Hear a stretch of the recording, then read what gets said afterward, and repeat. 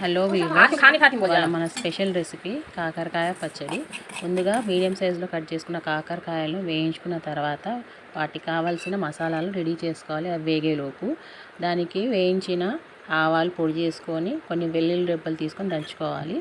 దాని తర్వాత వాటికి కావాల్సిన పరిమాణంలో మెంతి పొడి, చింతపండు గుజ్జు, కారం, ఉప్పు ఇవన్నీ తీసుకోవాలి. దాంతోపాటు కొన్ని వెల్లుల్లి రెబ్బలు. తర్వాత అది నూనె, వేయించిన నూనె ఉంటుంది కదా, అది కూడా చల్లార్చి దాంట్లోకి పోసుకోవాలి.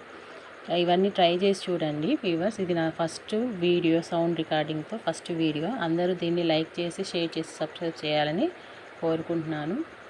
ఇలాంటివి మీకు నచ్చితే ఇలాంటి కొన్ని రెసిపీస్ ఇంకా పెట్టడానికి నేను ట్రై చేస్తాను. ఇది నా ఫస్ట్ ఆడియో అండ్ వీడియో. అందరూ దీన్ని ట్రై చేస్తానని నేను అనుకుంటున్నాను. ఇలా చూడండి కలర్ ఎంత బాగా వచ్చిందో దీనికి. దాని తర్వాత దీనికి ఈ నూనె పోసి మళ్ళీ అందులో కొద్దిగా తాలింపు పెట్టుకోవాలి. తాలింపు పెట్టుకున్న తర్వాత వేడి వేడి అన్నంలో కొంచెం పచ్చడి వేసి కలుపుకొని తింటే చాలా టేస్ట్గా ఉంటుంది. మీరందరూ ట్రై చేస్తారని కోరుకుంటున్నాను. బాయ్.